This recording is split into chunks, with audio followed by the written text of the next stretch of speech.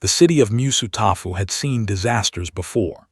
Villains with reality-warping quirks, underground crime syndicates that shook entire districts, multi-target attacks that forced the evacuation of thousands before pro-heroes even arrived on scene. The people who lived there had grown accustomed to a certain rhythm of danger and rescue, a system so well-rehearsed that most citizens barely looked up from their phones when the emergency alerts started pulsing. So when the reports began flooding in from the Shizuoka coastline, about a man walking calmly through the aftermath of what seismic sensors had registered as a 12-magnitude impact event, nobody in the Hero Public Safety Commission's Early Warning Division treated it as anything other than a delayed quirk detonation from a missing persons case. They were wrong in a way that would take them months to fully understand. The impact had not been an earthquake, a quirk discharge, or a villain attack. The impact had been a single man landing from a distance that the satellite tracking department would later refuse to put in writing. He had not announced himself. He had not filed paperwork. He was wearing a plain yellow suit, gloves that were slightly too large for his hands, and the expression of someone who had just remembered they needed to buy groceries.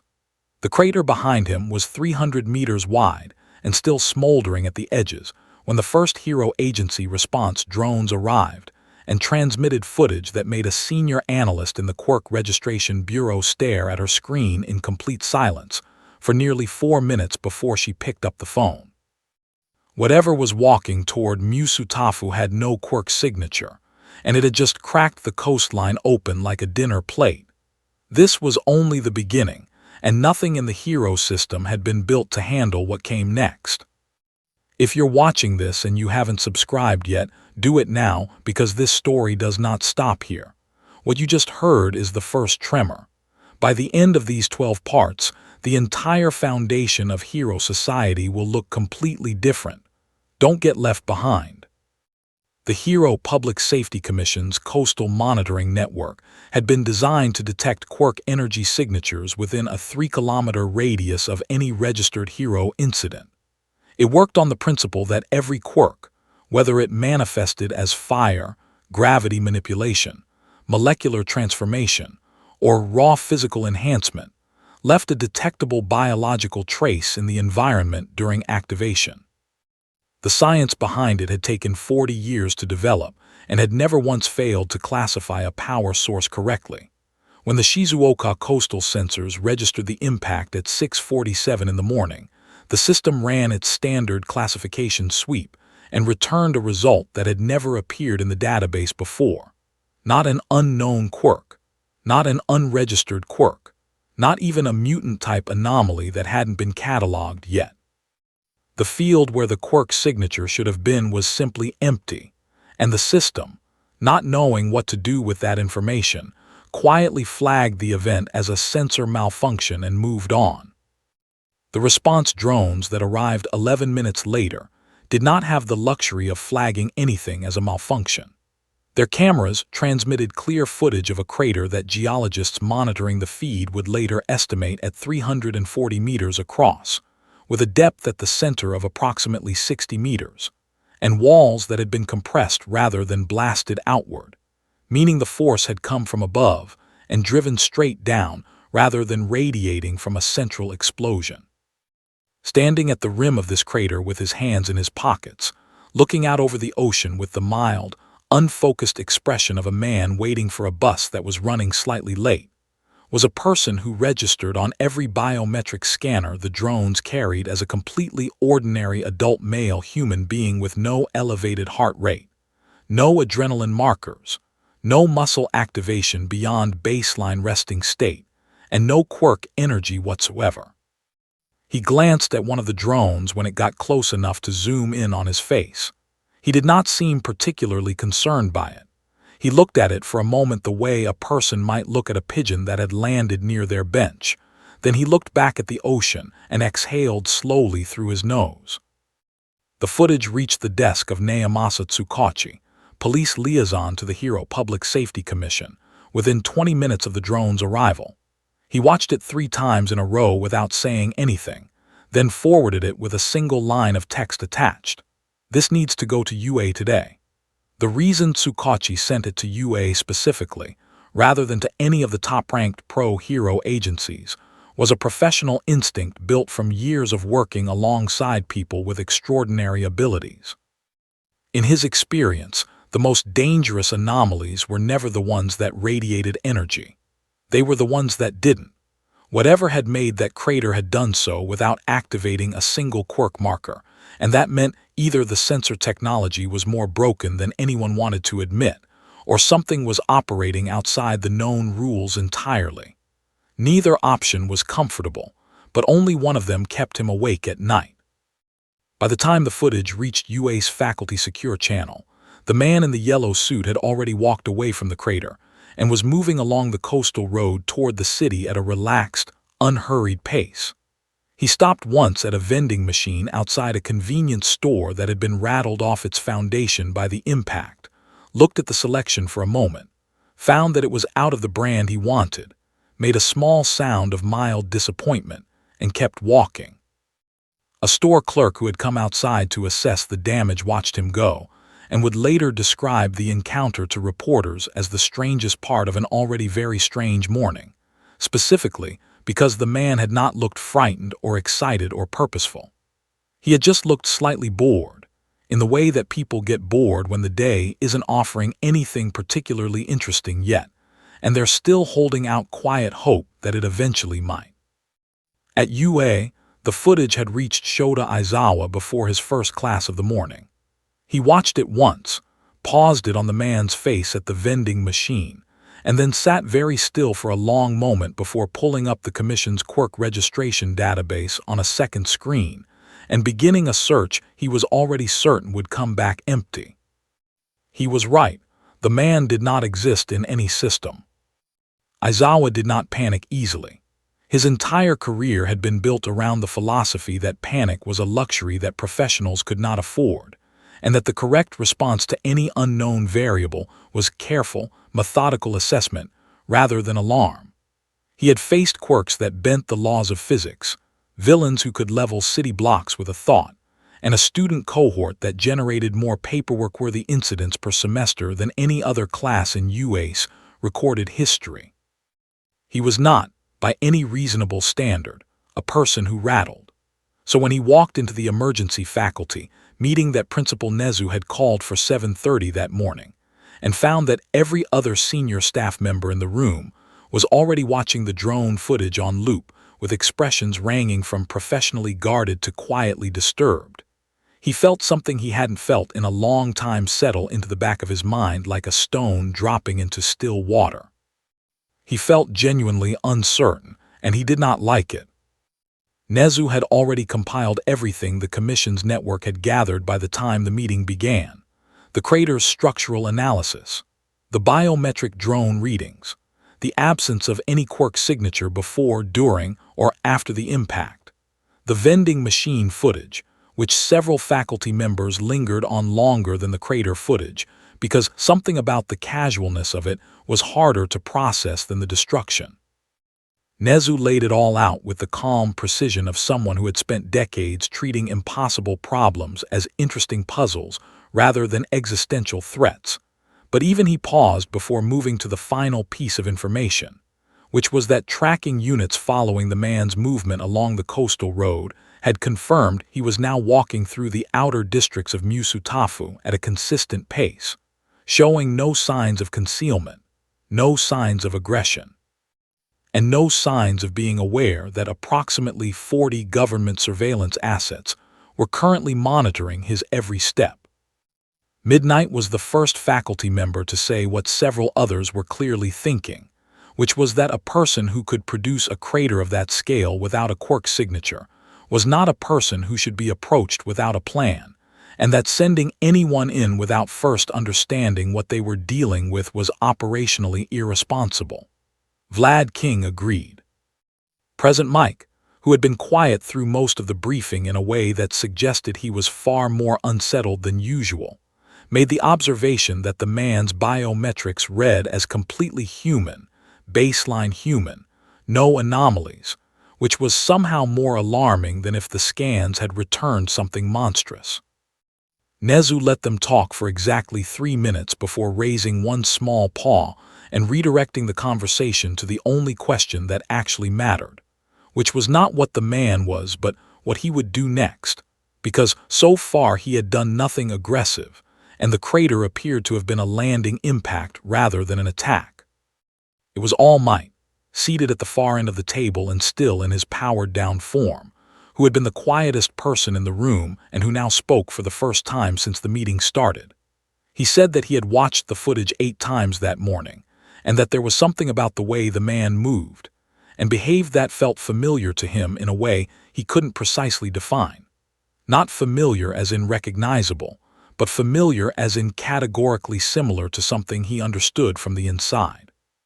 He said that the total absence of visible effort, the complete lack of strain or activation in the man's body, despite what the crater implied about the force he generated, reminded him of a state he had only ever experienced himself for brief seconds at the absolute peak of his power output. He said this quietly and did not elaborate, and the room was silent for a moment after he finished speaking. Nezu made the decision to send a 2-person contact team rather than a full hero deployment. The goal was conversation, not confrontation. Aizawa and All Might would approach the man in a public setting, identify themselves, and attempt a straightforward conversation about registration and licensing. The working theory was that this was either an extremely powerful foreign hero who hadn't filed cross-border paperwork, or an unregistered individual whose quirk had manifested in a way that bypassed standard detection. Both scenarios were manageable through official channels, provided the initial contact went smoothly. Neither Aizawa nor All Might said out loud what both of them were thinking, which was that the vending machine footage didn't look like someone who had just accidentally bypassed detection. It looked like someone for whom none of this, not the crater, not the drones, not the 40 surveillance assets, registered as anything worth adjusting their mourning over. They found him 40 minutes later sitting on a bench outside a takoyaki stand that hadn't opened yet, reading a grocery store flyer he had apparently picked up from the ground. Aizawa had conducted hundreds of field contacts over the course of his career, ranging from routine check-ins with unregistered support item users to tense standoffs with villains who had enough destructive capacity to level city blocks, and he had developed a fairly reliable instinct for how people responded to being approached by pro-heroes in an official capacity. Most people, even confident ones, even dangerous ones, registered the approach in some visible way. A shift in posture, a change in breathing, a micro-expression of calculation that crossed the face before the social mask came back up. It was one of the things his capture weapon and erasure quirk had never actually been the first line of defense in any contact situation. The first line was observation, and observation had never once failed to give him something to work with. The man on the bench looked up from his grocery flyer when Aizawa and All Might were still about 15 meters away, registered them both with a single unhurried glance, and then looked back at the flyer. Not dismissively, not defiantly, but in the way a person looks back at something mildly interesting when something only slightly less interesting passes nearby. Aizawa clocked it immediately and felt the stone in the back of his mind settle a little deeper. All Might slowed his pace by half a step without appearing to realize he'd done it. They introduced themselves. The man said his name was Saitama, offered no family name, and did not appear to recognize either of them, which in All Might's case was a reaction so statistically unusual that it briefly derailed Aizawa's prepared opening. He recovered and moved into the standard unregistered individual contact protocol, explaining that the Hero Public Safety Commission had flagged an incident on the Shizuoka coast that morning, and that their records showed no registered hero or quirk user at the location during the impact window. Saitama listened to this with the patient, politely attentive expression of someone sitting through a presentation about a topic that doesn't quite apply to them. When Aizawa finished, Saitama confirmed that yes, he had landed there that morning and that he'd come from pretty far away, and that he hadn't realized landing counted as an incident that needed to be reported. He asked if there was a form for that. Aizawa pulled up the Commission's emergency field registration interface on his phone, which was designed to initiate a provisional hero registration for individuals who had demonstrated significant power without prior licensing. The first required field was Quirk classification. He held the screen toward Saitama and asked him to describe his quirk. Saitama looked at the screen for a moment, then looked at Aizawa with an expression that was not evasive but simply genuinely uncertain, and said that he didn't have a quirk. Aizawa told him that wasn't possible, that the impact at Shizuoka indicated a force output that no non-quirk human body could generate, and that whatever he was classifying as not a quirk was almost certainly a quirk by legal and biological definition. Saitama considered this for a moment, and then said that he had just trained really hard, and that he understood if that sounded weird. All Might, who had been standing slightly behind Aizawa, and to the left in a position that was technically casual but practically positioned to respond to any escalation, made a sound that was not quite a laugh and not quite anything else. Aizawa shot him a look. All Might composed himself and said, very carefully, that he would like to ask a follow-up question about the training, and Saitama said sure. All Might asked what the training had involved. Saitama said 100 push-ups, 100 sit-ups, 100 squats, and a 10-kilometer run every single day for 3 years, plus eating 3 meals a day and making sure to get enough sleep.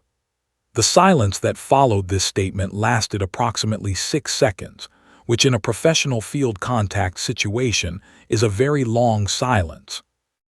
Aizawa became aware that the 40 surveillance assets currently monitoring this conversation were recording every word of it, and that someone at the Commission was going to have a very difficult afternoon. The registration interface remained open on his phone with the quirk classification field still empty. Every pathway through the Commission's database required a quirk entry to proceed. Without one, the system could not generate a provisional license, could not assign a hero category, could not produce an identification number, and could not technically acknowledge that the person standing in front of them had any legal status within the hero framework at all.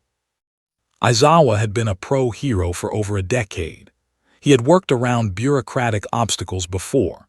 He stared at the empty field for a long moment, then looked back at Saitama, who had returned his attention to the grocery flyer and appeared to be comparing the price of 2 different brands of instant noodles. Back at UA, Nezu was watching the live feed from the surveillance network with his fingers steepled, and his expression doing something that the few people who knew him well enough to read it would have identified as the specific combination of intellectual excitement and controlled concern that meant the puzzle in front of him was significantly more interesting than he had initially estimated. The Commission's registration database had never encountered an individual it could not classify. The system was not designed to process the possibility, and yet here it was, face to face with someone who had cracked the coastline open like a dinner plate and was now calmly reading sale prices on instant noodles, and it had absolutely nothing to say about him.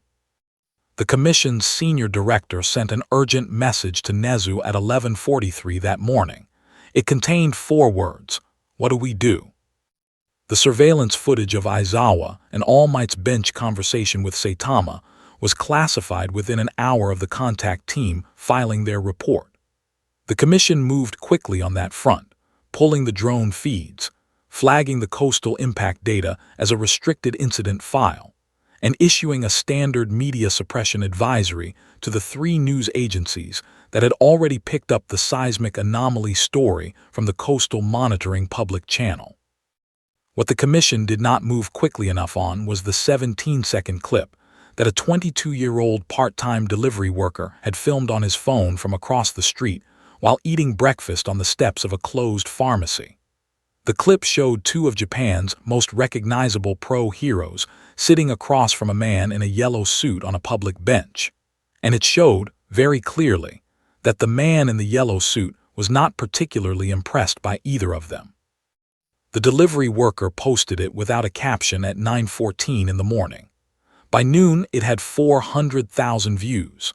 By 3 in the afternoon, the number had crossed 2 million, and the comment section had become a document of collective bewilderment that no suppression advisory was going to touch. The public reaction moved through several distinct phases over the course of that day, and anyone monitoring the social feeds in real time could track the progression almost hour by hour. The first phase was confusion, driven mostly by the question of why All Might and Eraserhead, two heroes at completely opposite ends of the fame spectrum, would be conducting what looked like a quiet, informal interview with an unknown civilian on a park bench, rather than anything resembling a standard hero operation. The second phase was speculation, with the most popular theory being that the man in yellow was a foreign pro-hero, whose arrival had been deliberately kept low profile for diplomatic reasons, which people found exciting in a straightforward way. The third phase began when someone with access to seismic monitoring software cross-referenced the Shizuoka coastal impact data with the timing of the clip and posted their findings in a thread that spread faster than anything the Commission's media team had seen in years. The thread laid out, in clear accessible language with attached data visualizations, that the impact registered on coastal sensors that morning was not consistent with any known Quirk discharge, natural event, or equipment test, and that the timing placed an unregistered individual at the epicenter with no explanation on record. The city didn't panic. That was the part that the Commission's crisis team found hardest to model, because their standard public response frameworks were built around the assumption that an unidentified powerful entity would generate fear, and fear was something they knew how to manage. What the city generated instead was fascination, and fascination was a different problem entirely because it drew people toward the source rather than away from it. By mid-afternoon, a loose informal network of civilian spotters had triangulated Saitama's approximate location from the delivery worker's clip, and subsequent sightings reported on a forum thread that was being updated in real time by people who had apparently decided this was a more interesting way to spend their Tuesday than whatever else they had planned.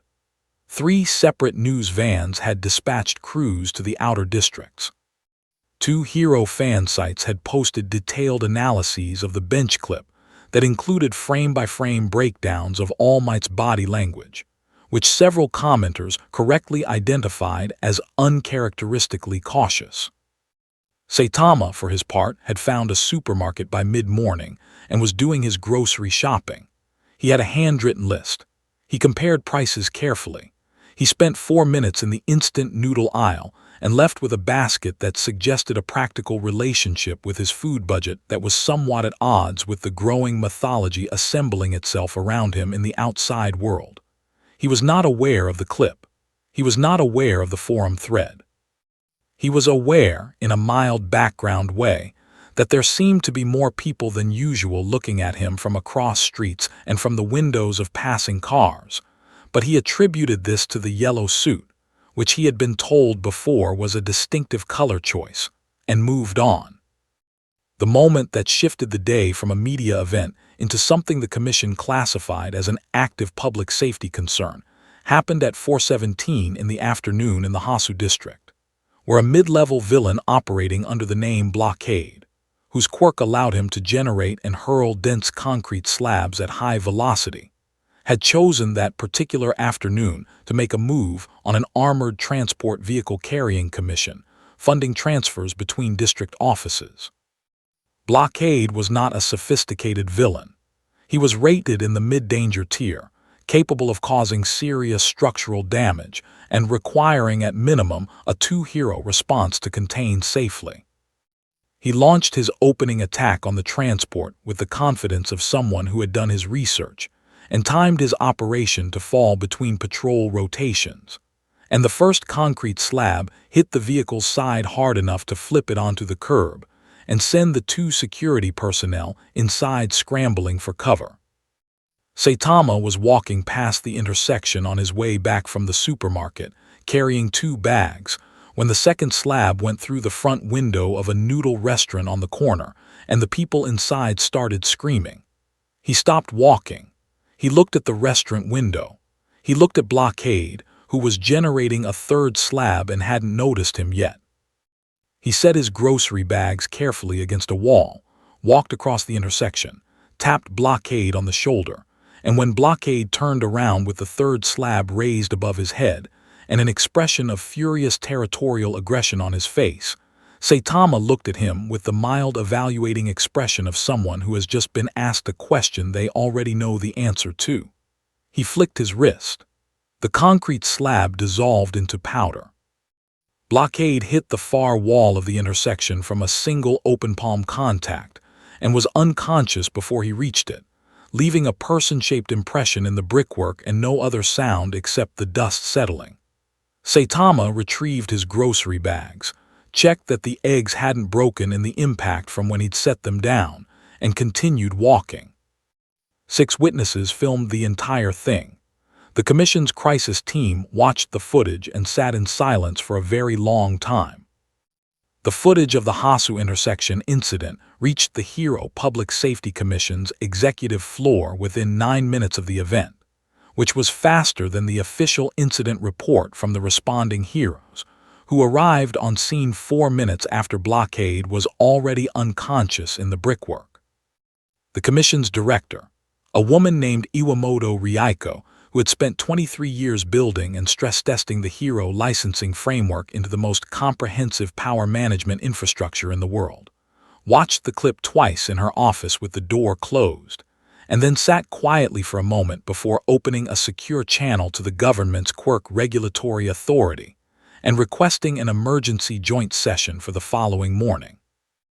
The request was granted within the hour, which told her that the QRA had already been watching the day's events and had reached the same threshold of concern that she had. The formal title of the meeting was listed as an unclassified power source review, which was bureaucratic language for a conversation that nobody wanted to have in plain terms, but that everyone understood was now unavoidable.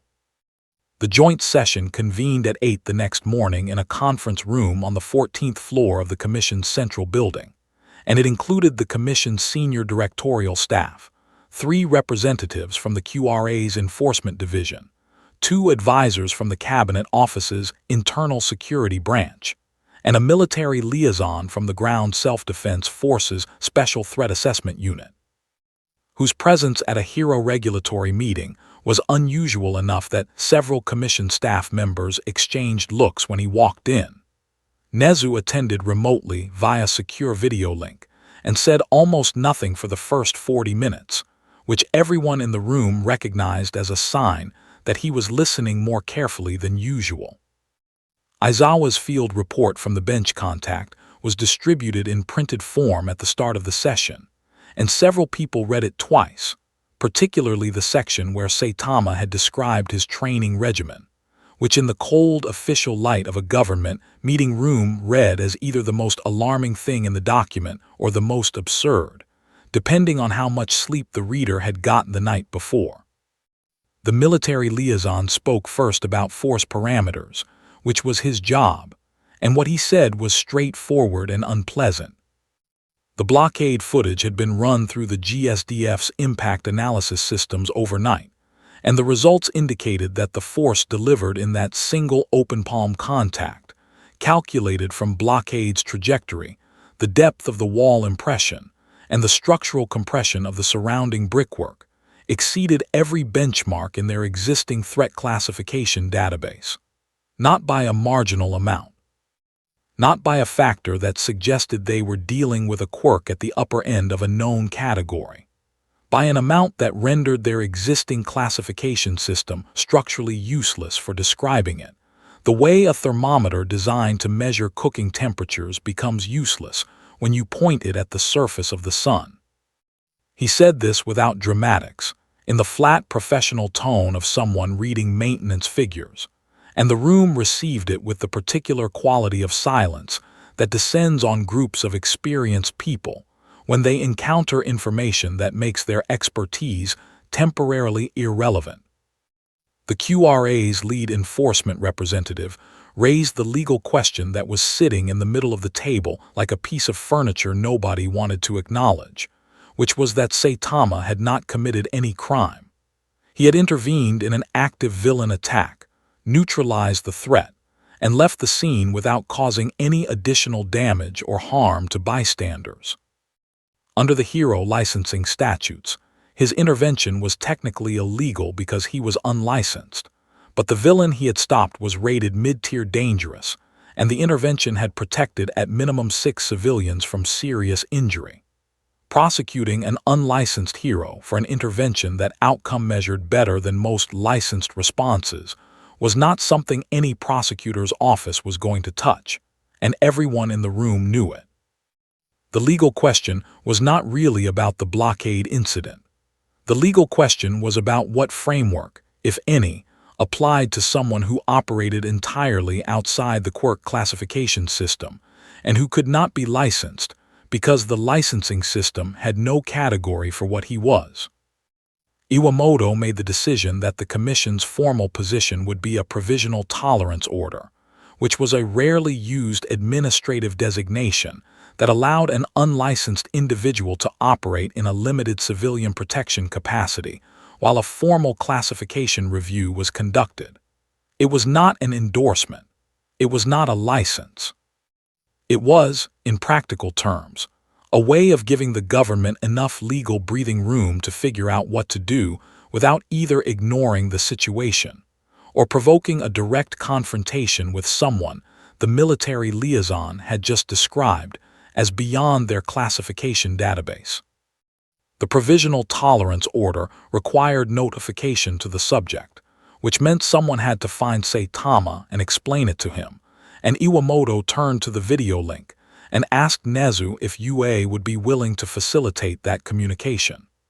Nezu said yes immediately, and the speed of his answer suggested he had been waiting for exactly this moment since the meeting began.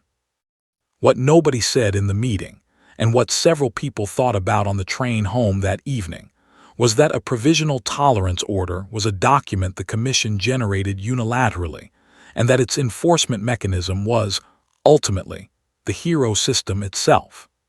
The hero system's enforcement capacity had just been benchmarked against a single open palm contact from a man in a yellow suit. The document they had just created assumed a leverage over its subject that none of the people who signed it were confident they actually possessed. They had drawn a line. The question that kept surfacing, quietly and persistently, was what would happen if the man on the other side of it simply didn't notice it was there. Outside, in a district 3 kilometers from the Commission's building, Saitama was attempting to find a Hero Association branch office because he had decided that if he was going to be in this city for a while, he might as well look into whether they had something like the registration system back home. He had gotten turned around twice because the city's street layout was different from what he was used to, and he was mildly frustrated in the low-key, non-urgent way that getting turned around in an unfamiliar city produces when you don't have anywhere particular to be. He stopped at a corner to read a street sign, and a middle school student recognized his yellow suit from the forum thread, took a photo, and ran. Saitama watched the kid go, looked down at his suit, and wondered briefly if it was really that distinctive. Nezu's invitation to Saitama was delivered in person by Aizawa, who tracked him down the following morning at a public park bench, where he was eating a convenience store onigiri and watching pigeons with the meditative patience of someone who had genuinely nowhere better to be. Aizawa sat down next to him without preamble and explained that UA High School, Japan's foremost hero training institution, was extending a provisional guest access arrangement that would allow Saitama to use their facilities while the Commission conducted its classification review. The arrangement included a temporary identification credential that would prevent him from being flagged by Commission monitoring systems as an unregistered individual operating in a civilian area, which Aizawa phrased carefully because the alternative phrasing, which was that this credential would stop the government from having to decide what to do about him every time he walked past a sensor array, was accurate but impolitic. Saitama listened to all of this, finished his onigiri, folded the wrapper neatly, and asked if UA had a good cafeteria, because he'd been eating convenience store food for 3 days and it was starting to get old. Aizawa told him the cafeteria was run by a pro hero who specialized in nutritional quirk-enhanced cooking, and that the food was generally considered excellent. Saitama said that sounded pretty good and agreed to come. Aizawa had prepared for this conversation to be significantly more complicated than it turned out to be, and the simplicity of the outcome left him with the unsettled feeling that he had either handled it very well or had completely misunderstood what kind of conversation he was having. UA's campus was built to impress, and it impressed essentially everyone who entered it for the first time.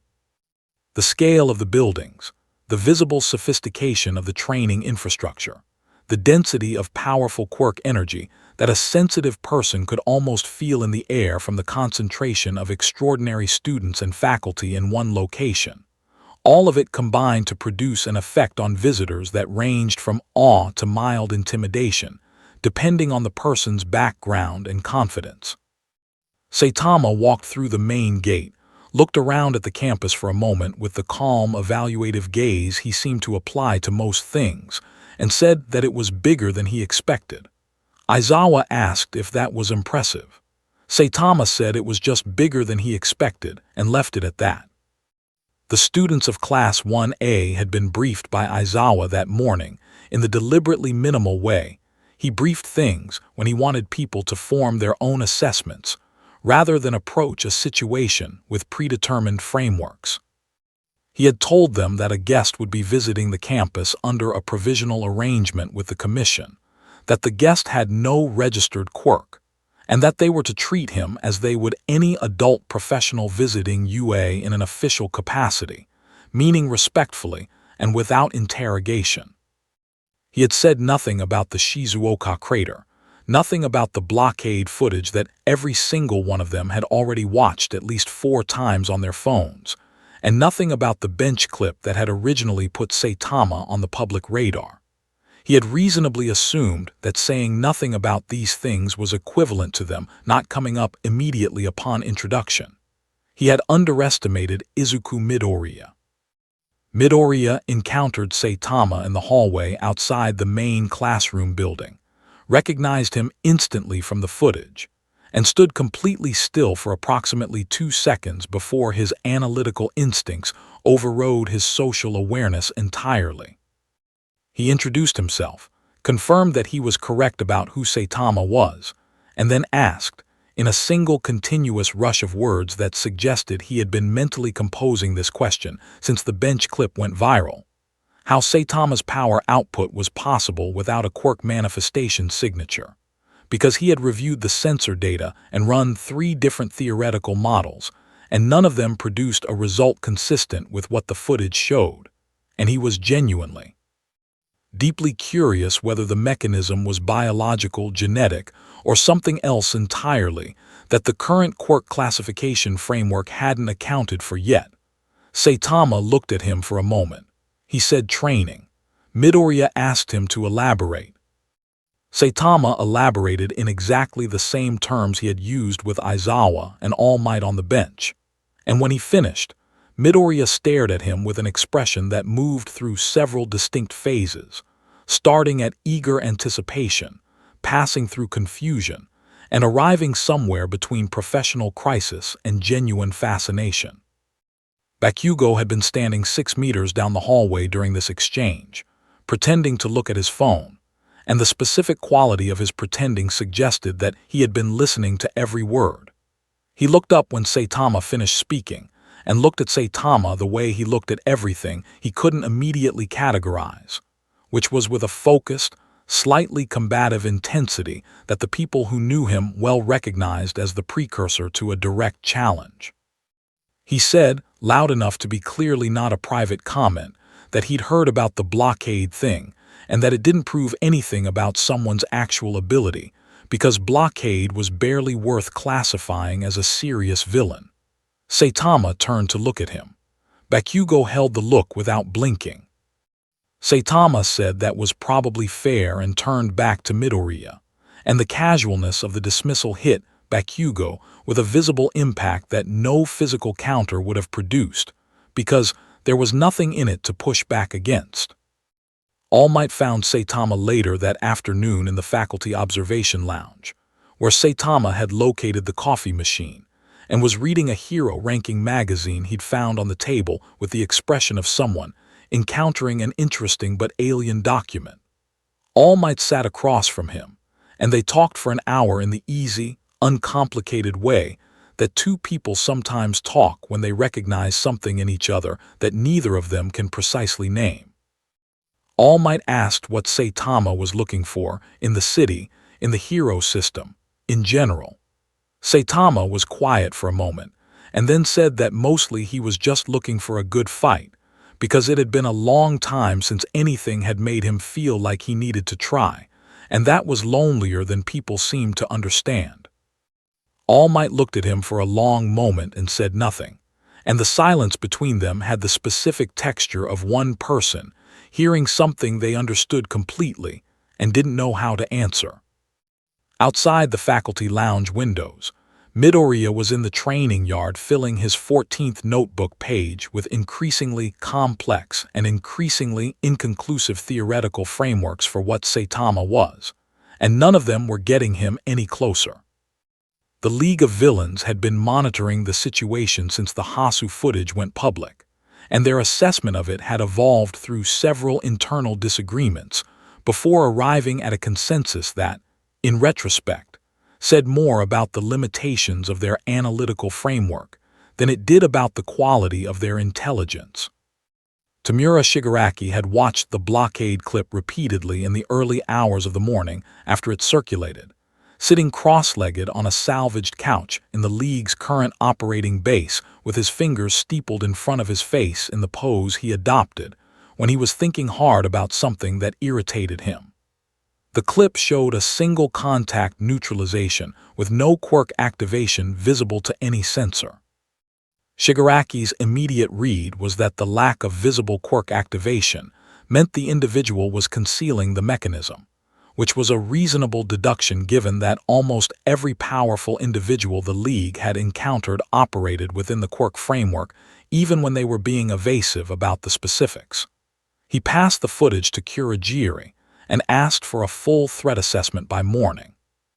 Kurogiri's assessment was careful and professionally constructed, acknowledging the anomalous sensor data while noting that the available footage was insufficient to determine whether the power source was a concealed quirk, an external enhancement device, or some other mechanism not yet identified. He recommended observation before engagement, which was the correct recommendation. Dabai looked at the footage, said the yellow suit was doing a lot of work to make someone seem non-threatening, and went back to whatever he had been doing. Toga watched it 4 times and said she liked his eyes, and that he looked like someone who had decided a long time ago that most things weren't worth getting upset about, which was either a compliment or a threat assessment depending on how you interpreted it. Twice, who had joined the League's operational planning sessions as a consultant after the overhaul incident, processed the footage through his analytical quirk for approximately 30 seconds before delivering a probability estimate that the individual in question represented a threat category outside their current engagement parameters. Nobody asked him to clarify what that meant, and he didn't volunteer to.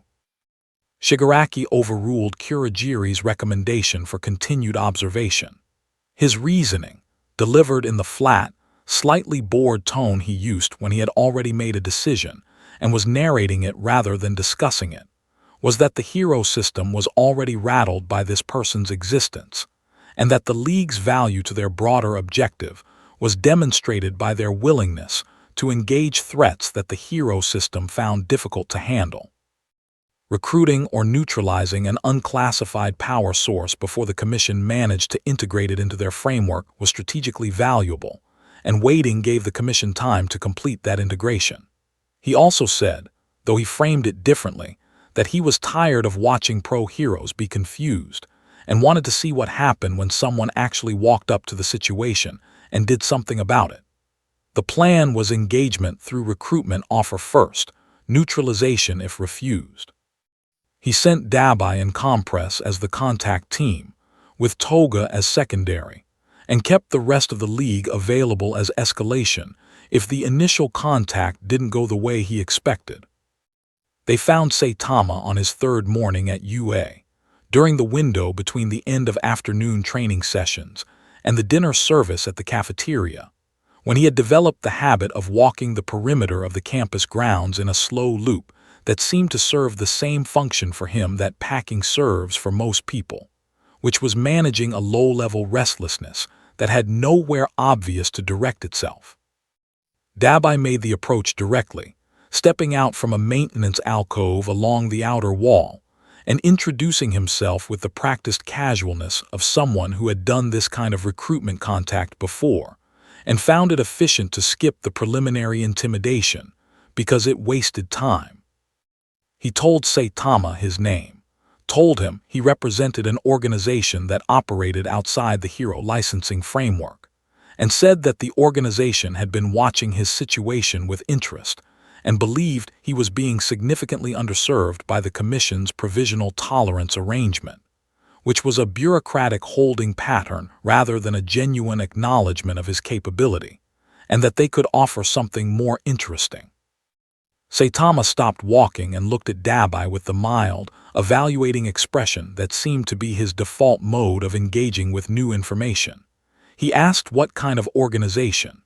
Dabai said one that didn't ask for Quirk registration paperwork, which was a pointed reference to the Commission's situation that he delivered with the slight smirk of someone making a relevant inside joke. Saitama said that was 1 point in their favor. Compress appeared from the right side of the alcove at this point, and Toga materialized from a shadow to Saitama's left in a movement sequence that was designed to produce a specific psychological response in a target, which was the sudden awareness of being surrounded and the recalibration of threat assessment that followed. Saitama looked left, looked right, looked back at Dabai, and said it seemed like they'd brought more people than necessary for a conversation. Dabai decided at this point that the recruitment framing wasn't landing and shifted to demonstration, which was what he always fell back on when words weren't producing the response he wanted. He raised his right hand and generated a column of blue flame that was hot enough to melt the maintenance alcove's metal door frame behind him in approximately 2 seconds, which was his standard opening display, and had never once failed to produce a visible reaction in whoever he was demonstrating it to. Saitama watched the metal melt. He looked at Dabai's hand. He looked at the flame. He said that was pretty impressive, in a tone that was genuinely complimentary, but also somehow made it clear that impressive and threatening were not the same category in his personal taxonomy. Compress launched his capture sphere at the same moment, a high-velocity compressed air projectile that had successfully contained targets far larger and more physically powerful than Saitama appeared to be, and it hit Saitama directly in the chest and did nothing except make a sound like a tennis ball bouncing off a concrete wall. Compress stared. Toga, who had been moving into striking position, stopped moving. Saitama looked down at his chest where the sphere had hit, then back at Compress with an expression of mild curiosity, the way a person might look at a bug that had flown into a window. He asked if that was supposed to do something. What happened in the next 4 seconds was difficult for Toga to reconstruct afterward, because the speed involved was outside the range her perception had been trained to process. Compress was on the ground. Dabai's flame had been extinguished by a concussive pressure wave that moved outward from a single movement Saitama had made, and the air around him had settled again before any of them had fully registered that he'd moved at all. Saitama was standing in exactly the position he had been standing in before, with his hands at his sides, looking at Dabai with the same mild expression. He said he wasn't really interested in joining, but that he didn't want to cause any problems, and that they should probably take their friend to a hospital. Then he continued his walk around the perimeter of the campus. Shigaraki, watching through the remote feed, said nothing for a very long time. The League's base was quiet for the better part of an hour after the feed cut out, which happened when the remote surveillance device Dabai had placed on the maintenance alcove wall was caught in the pressure wave and stopped transmitting. Shigaraki sat on the couch without moving. Kurogiri had retrieved Compress from the scene through a warp gate before hero response units arrived, and Compress was now on the floor of the base's back room with 2 fractured ribs and a concussion that Shigaraki's medic contact had been called to assess remotely over an encrypted channel. Dabai had walked back on his own, which said something about the physical differential between the 2 contact team members that nobody commented on but everyone registered.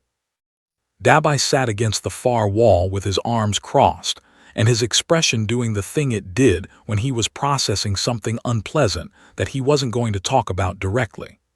Toga had returned through the warp gate immediately after the incident and had not said anything since, which was unusual enough to be its own kind of signal. Shigaraki scratched the side of his neck with 2 fingers, which was what he did instead of packing when he was working through a problem. He had processed the feed footage 6 times in the first 20 minutes, freezing on the moment of contact and working backward through the sequence frame by frame on the laptop Kurogiri had set up for him. The analytical problem was straightforward, and the conclusion was unambiguous, and it was the unambiguousness of it that was keeping him in place on the couch rather than moving on to the next tactical decision. The problem was not that Saitama was powerful. The League had encountered powerful individuals before and had built operational frameworks around them. The problem was the specific quality of his power, which was not the kind that could be analyzed for a ceiling, worked around through creative application of other abilities, or worn down through sustained pressure. Every powerful individual Shigaraki had ever engaged with or studied had a mechanism, and mechanisms had edges, and edges had exploitable geometry. What he had watched on the feed had no visible mechanism. The output was absolute, and the expression on Saitama's face during it was the same as his expression before and after it, which meant that what had just happened to Compress and Dabai was not an effort. It was the equivalent of someone brushing crumbs off a table. Twice broke the silence from his position near the door, where he had been standing since the feed cut out in the posture of someone who had been waiting to be asked a question and was running out of patience for waiting.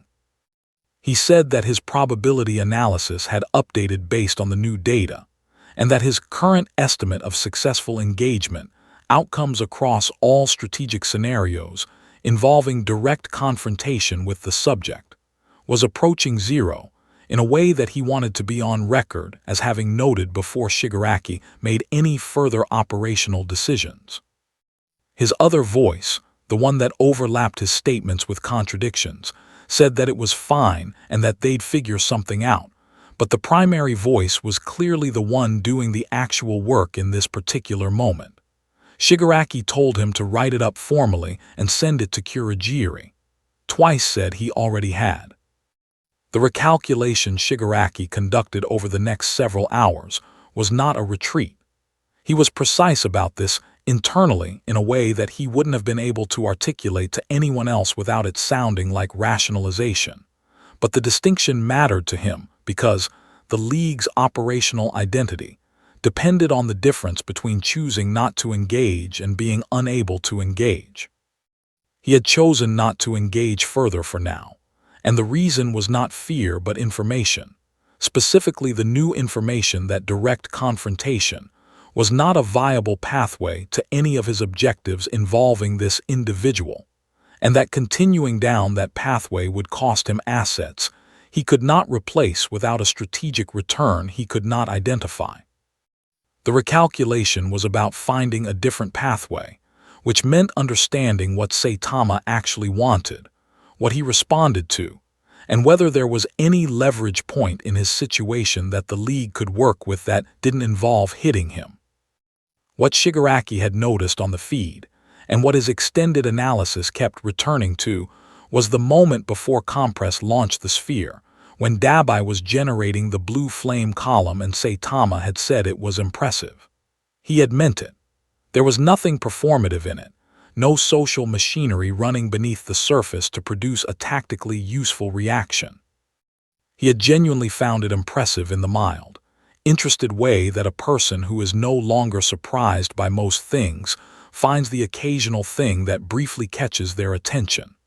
And then immediately after calling it impressive, he had been hit by a containment projectile and done nothing, not because he chose restraint, but because the projectile was apparently not worth treating as a problem.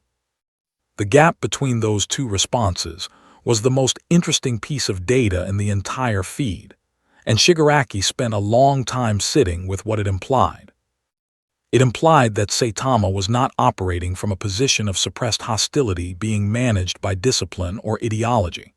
He was operating from a genuine, settled indifference to threat that was not performed or cultivated, but simply the natural consequence of existing in a state where nothing had constituted a real threat in long enough that the category had effectively ceased to be active in his daily experience. This was not the psychology of a weapon waiting to be pointed. It was the psychology of someone who had passed through the far side of power and arrived somewhere that looked, from the outside, remarkably like boredom. Shigaraki understood ambition, and he understood rage, and he understood the hunger for recognition that drove most powerful individuals toward either heroism or villainy. But this was something he didn't have a framework for, and the absence of a framework was the most unsettling thing he had encountered in a long time. Across the city, in the Commission's monitoring center, the analysts watching UA's perimeter sensor logs had flagged the pressure wave event and identified the 3 individuals from criminal databases before Compress even reached the hospital. The incident report generated by the automated system described it as an unprovoked villain assault on an unregistered individual with provisional commission tolerance status, resolved without escalation. The resolution method was listed as subject self-defense. The force assessment for that self-defense was marked with a notation that the automated system generated when its standard measurement parameters were exceeded, a small red flag that sat in the corner of the report, and that the senior analyst on duty stared at for a long moment before picking up the phone to call Iwamoto. Iwamoto listened to the summary without interrupting, and when the analyst finished, she asked one question. She asked whether the pressure wave had caused any structural damage to UA's outer wall. The analyst said no, the wall was undamaged. The force appeared to have been precisely directed outward and away from the campus structure. Iwamoto said nothing for a moment, and then said thank you and ended the call, and sat in her office with the specific quality of stillness that comes from understanding that the most concerning thing about a situation is not the damage it has caused but the damage it hasn't. The Hero Billboard Chart JP quarterly rankings were released on a Thursday morning, which was a media event that reliably generated more public engagement than most actual Hero incidents, and the release had been anticipated with particular intensity. This quarter, because the rankings had been compiled during a period of sustained public disruption to the Hero system's normal operating rhythms.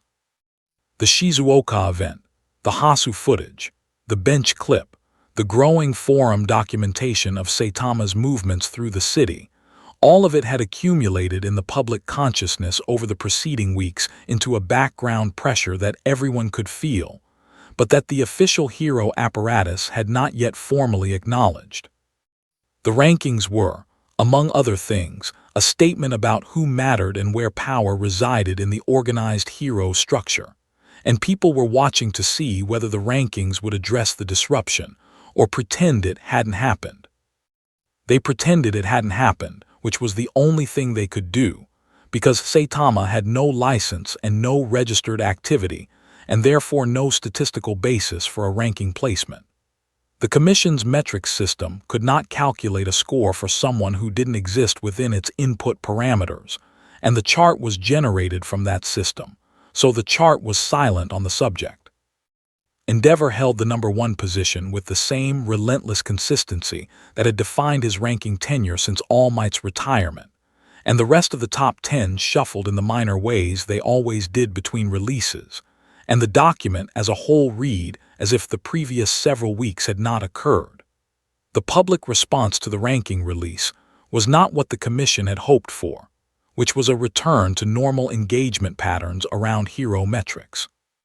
The public response was a widespread and immediate conversation about whether the rankings meant anything anymore, which spread faster and with more substantive content than the purely fan-driven speculation of earlier weeks, because it was now being engaged by professional journalists, academic quirk theorists, and several retired pro-heroes who felt sufficiently removed from the system's political pressures to say things on record that current heroes were only saying privately. All Might read the rankings at his desk in UA's faculty wing on the morning of the release, and then set the document down and looked out the window for a while. He had been thinking about a conversation he'd had with Saitama in the faculty lounge 3 days earlier, during which Saitama had asked him what a symbol of peace actually was, not as a concept he'd heard about and wanted explained, but as a genuine question from someone who had encountered the phrase in several different contexts since arriving in this city and hadn't been able to extract a stable meaning from any of them.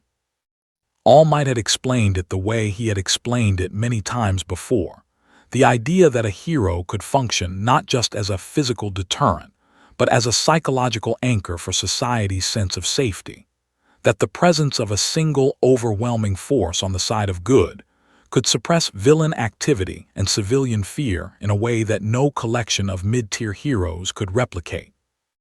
That the symbol was less about any individual fight and more about what the existence of that individual communicated to the world at large. Saitama had listened to this carefully and then said that it sounded like a lot of pressure to put on one person, and that the way All Might described it, the whole system kind of fell apart if that one person ever had a bad day or got hurt or just wasn't there, which seemed like a structural problem more than a solution. All Might had started to explain why the symbol concept addressed that concern through the nature of its psychological effect rather than its literal operational presence, and then he had stopped, because he was aware that Saitama's observation was not a naive one, and that the structural critique embedded in it was something he had himself thought about during the long, careful process of choosing Midoriya as a successor.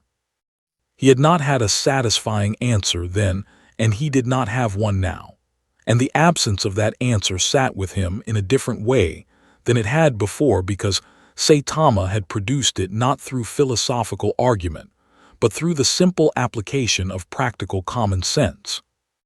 Midoriya had been filling notebooks at an accelerating rate since Saitama's arrival, and the newest volume, which he carried with him constantly and had begun adding cross-references to earlier volumes through an increasingly elaborate system of colored tabs, was now substantially devoted to a single core problem that he had articulated across multiple attempts, and which kept resolving itself into the same pair of questions, regardless of the theoretical angle he approached it from.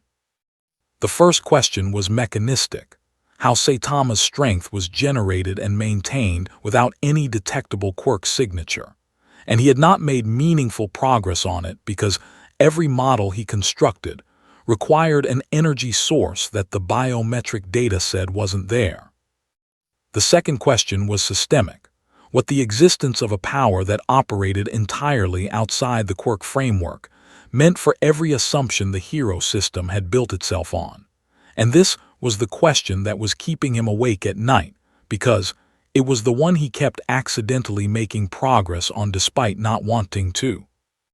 The hero system's architecture, the licensing structure, the ranking metrics, the quirk classification database, the threat assessment protocols, the entire institutional apparatus that governed how power was identified, evaluated, and deployed in society, was built on the foundational assumption that all significant power was quirk-based, and therefore detectable, categorizable, and administratively manageable within a unified framework. Midoriya had written this assumption down in the margin of his notebook in a small, careful hand, and then stared at it for a long time before writing a single word underneath it. Saitama. The word sat there as a counterexample that the entire framework had no response to, and the implications of a framework with no response to its own counterexample radiated outward through every page of every notebook he had ever written in ways that made his pencil hand feel slightly unsteady when he thought about it directly. Bakugo had been watching Saitama from a careful distance since the failed league contact, which he had heard about through a combination of official campus briefing and unofficial corridor conversation, that together gave him a substantially complete picture of what had happened. He had processed the information with the specific internal machinery he applied to anything that challenged his understanding of where the ceiling of human capability actually was, which was a machinery he had built over years of competitive training, and which was, fundamentally, a machinery for converting threats to his sense of position into fuel for his own development. It had worked on everything he had ever encountered before. It was not working on this. The problem was not that Saitama was stronger than him. Bakugo had encountered people stronger than him and metabolized it productively each time. The problem was the expression on Saitama's face during every interaction, the complete and genuine absence of competitive investment, which left Bakugo's challenge and response machinery with nothing to grip. You could not push back against someone who wasn't pushing. You could not outperform someone who wasn't performing. He found Saitama in the training yard late that afternoon, alone, doing push-ups with the methodical patience of someone completing a long-standing personal obligation rather than training for any specific outcome. Bakugo watched from the doorway for a moment and then walked over and stood next to him and said nothing, which was his version of an opening. Saitama finished his set, stood up, looked at Bakugo, and waited. Bakugo said, without the aggressive framing he usually applied to direct challenges, that he wanted to understand something, specifically whether Saitama actually felt anything when he fought, anything at all, because from the outside it looked like he didn't, and he needed to know if that was real. Saitama looked at him for a long moment and then sat down on the training yard floor in a way that suggested he was going to give this question the time it deserved. He said it used to feel like something. He said it had felt like everything for a long time, and then at some point it had stopped, and he had kept going anyway because stopping didn't feel like an answer, and that was roughly where he was now. Bakugo sat down across from him and didn't say anything for a while, and the training yard was quiet between them in a way that was not uncomfortable. Above them, in the faculty lounge windows, All Might was watching the two of them sit together in the fading afternoon light, and he was thinking about what Saitama had said about the symbol of peace, and about structural problems, and about what it meant to build a system on the assumption that one person's strength would always be enough. The intelligence reached Tartarus through a channel that should not have existed, because Tartarus was designed from its foundations to be a facility without channels, a place where information moved in one direction only, inward, and where the architecture of containment was so total that the concept of outbound communication was treated as a structural impossibility rather than a security risk to be managed. The designer's philosophy had been that a risk you could not conceive of was a risk you could not miscalculate, and for the longest time that philosophy had held. What the designers had not fully accounted for was that their facility's most dangerous resident had spent the years of his incarceration with nothing to do but think, and that thinking was a form of activity that no containment architecture had ever been built to interrupt. All for one received the information in fragments, pieced together from the residual Quirk impressions carried unconsciously by the staff members who rotated through his containment level, from the micro-variations in facility protocol that indicated external events serious enough to generate internal response adjustments, and from the one channel that no prison had ever successfully closed, which was the ongoing connection between a mind of sufficient power and the network of individuals and loyalties it had spent decades cultivating in the world outside. The fragments assembled themselves over the course of several days into a picture that was incomplete in its details but unambiguous in its essential nature. Something had arrived in Musutafu that existed outside the Quirk framework entirely. It had neutralized a League contact team without visible effort. It had been benchmarked by military systems and exceeded their classification parameters. It was currently residing at UA under a provisional arrangement that the Commission had generated because they had no other administrative category for it. And it had, according to the behavioral data embedded in the staff impressions he could read, demonstrated no apparent interest in power, recognition, or ideological alignment with any existing faction.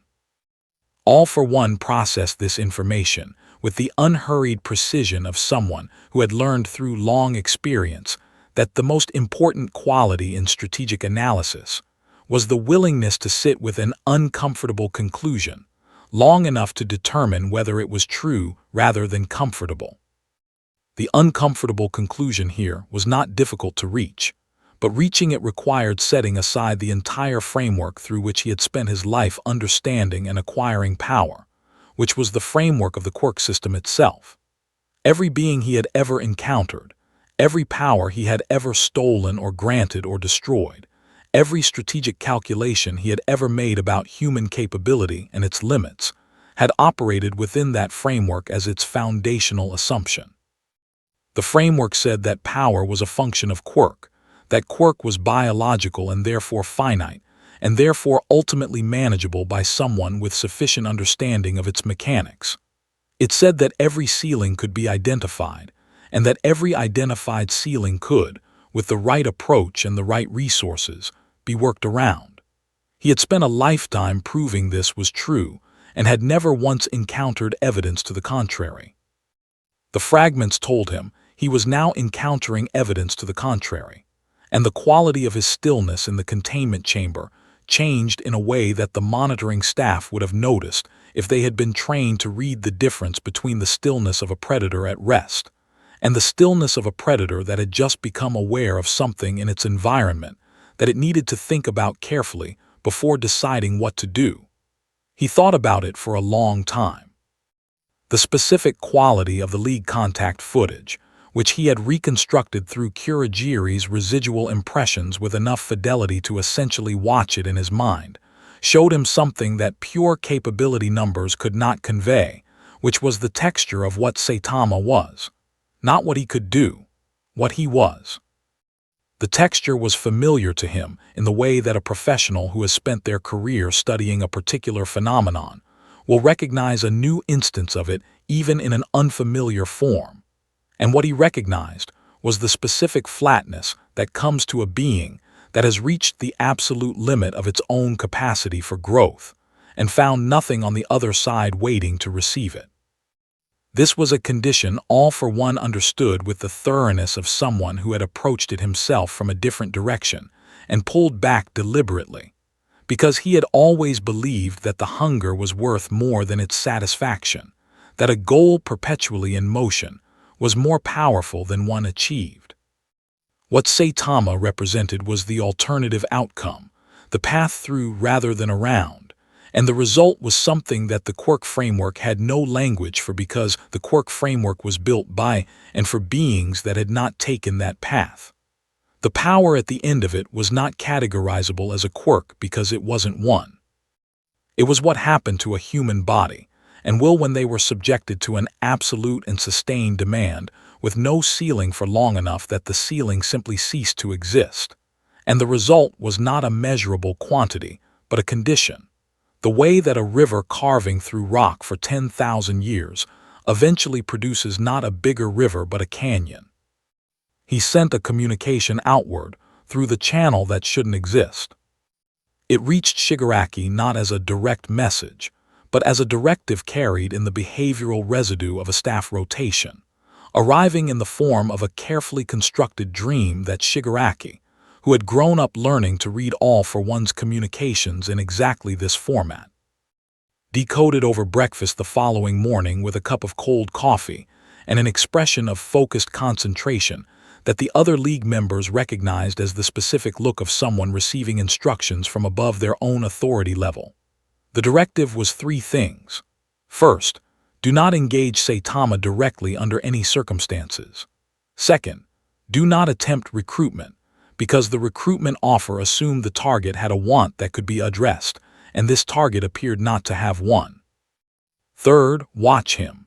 Specifically watch what the hero system does in response to his continued presence, because the most strategically valuable thing about this situation was not Saitama himself, but the structural fractures his existence was producing in the apparatus that had always been all for one's true opponent. Shigaraki read the directive twice, set down his coffee, and looked at the wall for a moment. Then he said, to no one in particular but loudly enough for the room to hear, that it turned out the most dangerous thing about the man in the yellow suit was that they didn't have to do anything at all, and that the system was already doing their work for them. Dabai, from his position against the far wall, said that was either very clever or very convenient, in a tone that suggested he was not entirely sure which. Kurogiri said nothing, but made a small adjusting movement that, in someone more expressive, would have been a slow exhale of profound relief. At UA, Saitama was in the cafeteria trying to decide between two dinner options and asking the lunch counter staff which one had more protein. The staff member helping him, who had heard enough second-hand accounts of the campus incidents of the previous weeks to have strong opinions about the yellow-suited guest, answered his question with great care and suggested the chicken option. Saitama thanked her, took the chicken, and found a table by the window. Midoriya sat down across from him 4 minutes later with his notebook and a question about whether Saitama had ever considered formally entering the hero system on a long-term basis. Saitama said he hadn't thought about it much. Midoriya asked why not. Saitama said that honestly, the system seemed like it had a lot of paperwork, and he'd never been great with paperwork. Midoriya wrote this down in his notebook and then looked at what he'd written for a moment before closing the cover. In Tartarus, in a containment chamber built to hold the most dangerous being the hero system had ever produced, all for one sat in his darkness and thought about canyons. The Hero Public Safety Commission's emergency session on the 43rd day of Saitama's presence in Musutafu was not listed on any official calendar and was not attended by anyone whose name appeared in the Commission's public-facing organizational chart. It convened at 6 in the morning in a secondary conference room on a floor of the building that the standard directory listed as administrative storage, and the people in it were the ones who had been in the room for every difficult conversation since the Shizuoka event, plus 3 additional individuals whose institutional roles were the kind that existed in every large bureaucratic structure, but were never formally acknowledged. People whose job was to identify the point at which a system's rules were about to destroy the system itself and to do something about it before that happened. Iwamoto chaired the meeting. The agenda had one item. The item was this. The Provisional Tolerance Order issued on Day 4 of the incident had been designed as a temporary administrative bridge, a document that bought the Commission time to develop a proper classification framework, while allowing Saitama to operate in a civilian protection capacity, without generating a legal crisis every time he prevented a villain attack. It had worked, in the narrow sense that it had prevented any immediate legal crisis, but it had also done something its drafters had not fully anticipated, which was that it had made the Commission formally complicit in the continued operation of a power that existed entirely outside their regulatory authority, and that every day the order remained in effect without resolution was a day that a different kind of crisis was compounding quietly in the background. The crisis was not operational. It was foundational.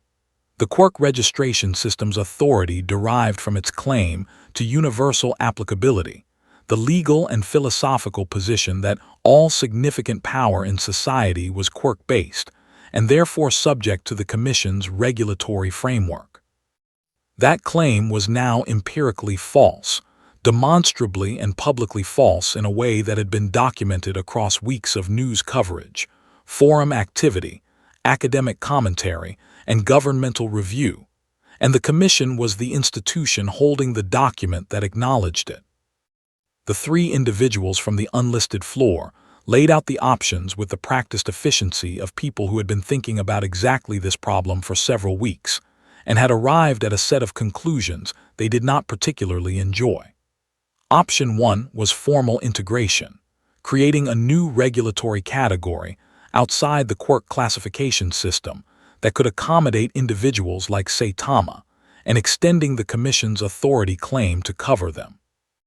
The structural problem with Option 1 was that the new category would require a legal basis, and the legal basis for the Quirk registration system was the Quirk registration system, meaning that a category explicitly outside the Quirk framework was a category explicitly outside the Commission's jurisdiction, and creating it would be an institutional admission that their authority had limits they had never previously acknowledged.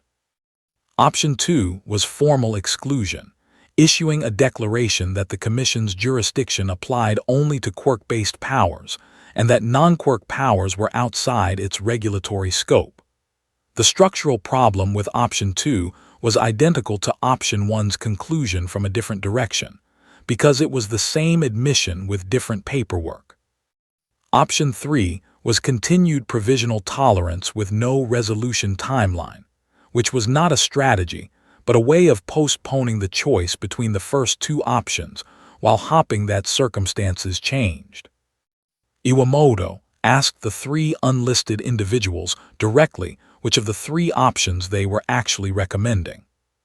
The one who spoke for all of them said that they were recommending Option 3, not because it was the best option strategically, but because Options 1 and 2 both required the Commission to make a public statement about the limits of its own authority, and making that statement while the hero ranking system was already under public scrutiny for its silence on the Saitama situation, would produce a confidence crisis in the hero framework that they did not have the tools to manage.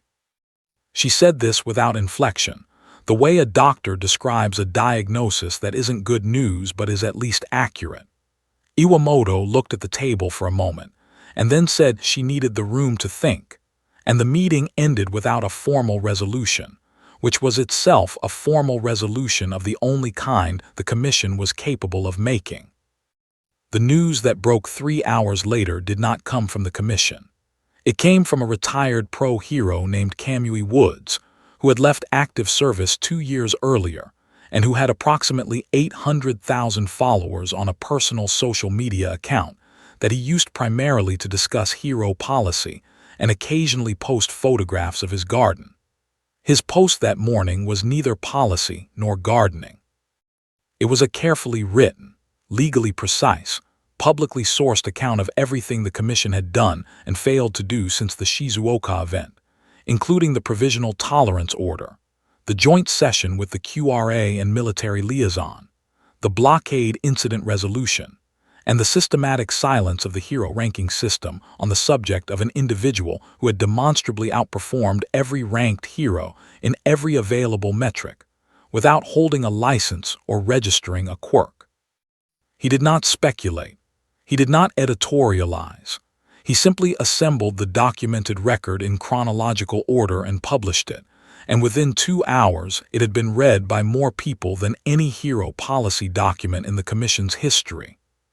The professional hero community's response was not unified, which was itself significant because the professional hero community had historically been very good at presenting a unified face on regulatory matters, because the regulatory framework stability was in everyone's professional interest. What the post produced instead was a fracture along a line that had apparently been there for some time without having a public occasion to become visible, between heroes who believed the Commission's authority derived from the legitimacy of its process, and therefore needed to be defended even when its process produced uncomfortable outcomes, and heroes who believed the Commission's authority derived from its effectiveness at managing powerful individuals for the public good, and that an authority structure that couldn't manage the most powerful individual currently operating in Japan was failing at its fundamental job regardless of what its paperwork said. Endeavor, who was #1 ranked and whose institutional investment in the current system was enormous, made a statement supporting the Commission's process and the importance of regulatory stability. The statement was professionally worded and generated a response that was, by any measure, the most negative public reaction to anything he had said since his family history had become public knowledge. Midoriya read Kamui Wood's post on his phone during breakfast and sat with it for a long time. He had been thinking for days about the second question in his notebook, the systemic one, about what Saitama's existence meant for every assumption the hero system had built itself on. He had been approaching it as a theoretical problem, something to be analyzed and understood rather than something that was actively happening around him in real time. The post made him understand that the theoretical problem had already become the actual situation, that the fracture he had been documenting in notebook margins was the same fracture that was currently running through the public record of hero society in a way that was going to require something to give before it could be resolved. He found Saitama that afternoon in the training yard, sitting on the ground in the late light doing nothing in particular, which was a state Saitama seemed to arrive at naturally between other activities in the way that some people arrive at rest and others arrive at restlessness. Midoriya sat down next to him and said, without preamble, that he thought Saitama being here was going to change things permanently, not because of anything Saitama had done or intended, but because his existence had made visible a gap in the system that had always been there, and that the system had never had to look at directly before. Saitama listened to this and then said, after a moment, that he hadn't really meant to cause problems for anyone. Midoriya said he knew that. Saitama said he mostly just wanted a good fight. Midoriya said he knew that too, and that he wasn't sure whether the fact that the hero system couldn't provide one was a problem with Saitama or a problem with the system. They sat together in the fading light for a while without resolving the question, and the training yard was quiet around them, and somewhere in the city, the fracture that neither of them had started was widening on its own. The villain that ended the argument was not one anyone had planned for, which was appropriate, because the argument itself had been about whether the system could plan for everything it needed to plan for, and the answer arrived in the form of a being called Void, whose existence had been kept out of every public database by a criminal network sophisticated enough to know that the most dangerous asset you possessed was the one nobody knew to look for. Void's quirk was spatial collapse, the ability to generate a localized field that compressed three-dimensional space within a variable radius into a singularity point, essentially folding a section of the world in on itself with everything inside it, and the range at full activation covered approximately 4 city blocks. He had been held in reserve by a faction operating independently of both the League and the larger villain ecosystem for the specific purpose of a demonstration, a single catastrophic event in a densely populated area that would prove, publicly and irreversibly, that the hero system could not protect the people it claimed to protect, and that the era of hero authority was a performance rather than a reality. The faction had been patient. They had watched the Commission's credibility erode over 43 days of public fracture, and they had decided that the optimal moment for their demonstration was the one in which the hero system was most visibly arguing with itself about its own legitimacy. They activated Void at 11:42 on a Thursday morning in the Shinjuku Commercial District, which was chosen because it was the most densely populated location in the operational range, and because 3 of the top 10 ranked heroes had been attending a joint press conference there in a scheduled event that had been publicly announced a week in advance. The spatial collapse field expanded from Void's position at the center of a shopping district intersection, with a sound that witnesses would later describe as not a sound at all, but an absence of sound, a pocket of total sensory negation that preceded the visual effect by approximately 2 seconds. The visual effect was the geometry of the surrounding buildings beginning to curve inward toward the activation point in ways that violated every physical law the human eye was calibrated to process. And the people in the field's radius experienced it as a sensation of the world tilting toward a drain, the specific wrongness of space itself becoming unreliable underfoot. The three ranked heroes at the press conference responded within seconds. Ryukyu shifted and moved toward the field's edge immediately, but the spatial compression at the boundary was already severe enough that her approach was physically resisted in a way she couldn't override through raw force, because the force itself was being redirected by the geometry of the collapse. Kamui Woods and the third hero, Best Jeanist, made coordinated attempts to reach Void's position from separate angles and found the same resistance. The collapse field was not a barrier in the conventional sense, but a distortion of the space the approach had to travel through, making the distance between them and Void effectively non-fixed and increasing with every step.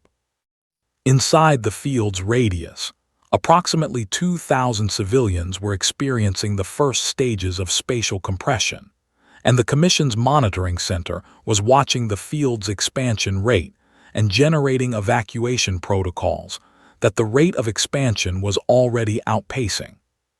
Saitama was 3 blocks away when it started, heading toward a ramen shop he had identified the previous day as worth investigating because a student had recommended it.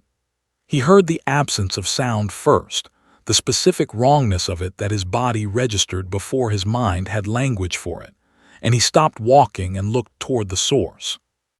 The visual distortion was visible from his position, the bent geometry of buildings folding in ways they were not supposed to fold, and he looked at it for a moment with the evaluating expression he applied to new information. He saw Ryukyu struggling against the field boundary. He saw the people inside beginning to compress toward the center. He processed the situation in the plain, practical way he processed most situations, which was to identify what was happening, identify what the outcome would be if nothing changed, and determine whether he was in a position to change the outcome. He was. He started walking toward the field, and then, because walking wasn't going to be fast enough, he stopped walking and moved in a way that was not running. He entered the spatial collapse field at its outer boundary and felt the distortion attempting to redirect his movement, the geometry of the space pushing against the geometry of his approach in the way that a river current pushes against something moving through it. He walked through it, not with effort, not with any visible application of force against the resistance, but in the way that a thing walks through a medium that is too weak to constitute an obstacle, the way you walk through air rather than against it. The collapse field's distortion bent around him in a visible wave that Ryukyu, watching from the boundary, would later describe as looking like water parting around a stone, except that the stone was walking, and the water was the laws of physics having a conversation with something that wasn't participating in the conversation. Void saw him coming. Void had a threat assessment built from every documented hero encounter in the public database, and several that weren't, and none of it had prepared him for the image of a man in a yellow suit walking calmly toward him through the center of a spatial collapse field that was actively compressing everything within its radius into an irreversible singularity. Void expanded the field to maximum output, which had never been survived at close range by anything. The compression increased. The buildings within the radius began to crack along their load-bearing structures in the specific pattern of things being forced to occupy less space than their material composition allowed. Saitama walked through the increased compression the same way he had walked through the initial field, at the same pace, with the same expression, and Void experienced, for the first time in his operational existence, the specific internal sensation of a plan encountering something it had no contingency for. Saitama reached him. He looked at Void for a moment in the same way he had looked at the blockade, the same mild evaluative consideration, and then he raised one fist and drove it forward, not at Void, but upward, A single straight vertical punch aimed at nothing but the air above the collapse field's center. The pressure wave generated by that single punch moved outward from the impact point in a perfect sphere, and what it did to the spatial collapse field was not a counterforce that overcame it, but something structurally different. The physics of the pressure wave being so total and so immediate that the distorted geometry of the collapse simply ceased to have a medium to exist in for the fractional second of the wave's passage. And in that fractional second, the collapse field collapsed. The geometry of the district snapped back to its normal configuration, with a sound that broke every window within 200 meters, and Void hit the ground unconscious from the concussive return wave, before anyone had fully processed that the spatial distortion was gone. The silence afterward lasted almost 10 seconds. It was the silence of 2,000 people understanding that they were still alive, and that the world around them was still shaped the way it was supposed to be shaped. Ryukyu was the first hero to move, and she moved toward the civilians rather than toward Saitama, which was the right call, and which she made automatically because she was a professional and professionals make the right call even when something extraordinary has just happened in their peripheral vision. Best Jeanist began coordinating evacuation support through the comm channel with the same focused efficiency.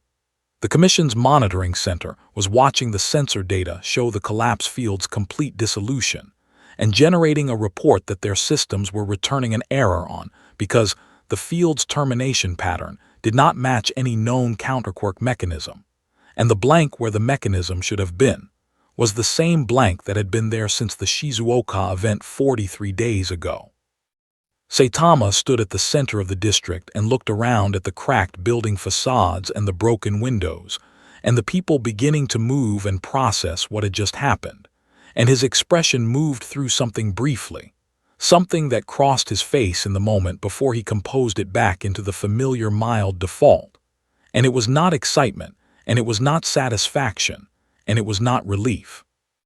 It was closer to the expression a person makes when they have heard a piece of music that briefly reminded them of something they used to feel, a door opening for a second, and then closing again. He turned and looked at Best Jeanist, who was coordinating 20 meters away and had turned to look at him, and they held the look for a moment across the broken glass and the settling dust, and then Saitama turned and began walking back in the direction he had come from. Midoriya, who had arrived at the field's outer edge during the final seconds of the collapse and had watched everything from the boundary, stood very still as Saitama walked past him. He said nothing. Saitama said, without breaking stride, that he was still going to check out that ramen place and that Midoriya was welcome to come if he wanted. Midoriya looked at the district behind him, at the cracked buildings and the stunned crowds and the heroes beginning the long process of managing the aftermath of something the hero system had not actually managed. And then he looked at Saitama's retreating yellow back, and he fell into step behind him without entirely deciding to. The Commission's formal report on the Shinjuku incident, published 6 days later, contained a new regulatory category in its appendix. The category was titled Non-Quirk Exceptional Ability Class and contained exactly one entry. The entry had no ranking number, no license tier, no classification code, and no threat assessment percentile. The fields for all of those values were left blank, not by oversight but by deliberate editorial decision, because the people who drafted the document had spent a long time trying to fill them in and had eventually concluded that a blank field was more honest than a number they couldn't defend. Below the blank fields, in the notes section that the standard form template included for supplementary information, someone had written 5 words in plain, unformatted text that were not standard bureaucratic language, and that the department head had chosen not to redact when she reviewed the final document. The 5 words were, "Does not require our permission." The Hero ranking system published its next quarterly chart 3 weeks later. The top 10 positions were unchanged. The document ran to 47 pages. On page 43, in a footnote to the methodology section, there was a single line that acknowledged the existence of the non-quirk exceptional ability class and stated that individuals within that class were outside the ranking system's operational scope. The footnote had no number attached to it, so it didn't appear in the table of contents, and most people who read the document never reached page 43. But the people who needed to know it was there knew it was there, and the people who understood what it meant understood that the ranking system had just quietly written itself a smaller jurisdiction than it had claimed the day before, and that it would never be able to unwrite that, because the footnote was published, and the document was public, and the world had already seen what 43 days of a man in a yellow suit had done to the most comprehensive power management infrastructure ever built. Saitama never did get ranked. He ate his ramen that evening in a small shop 3 blocks from the Shinjuku district, which was still being assessed for structural damage by city engineers who were going to spend several weeks being confused by why the cracking patterns suggested the buildings had been pushed inward and then snapped back rather than damaged by an external force. The ramen was good. He finished it, considered ordering a second bowl, decided against it on the basis of his food budget, and left a tip that was slightly more than he could reasonably afford because the staff had been friendly. He walked back toward UA in the early evening with his hands in his pockets, through a city that was not the same city it had been 43 days ago and would never be that city again, and he looked up at the sky, and the sky was wide and empty and offered nothing back, and he kept walking.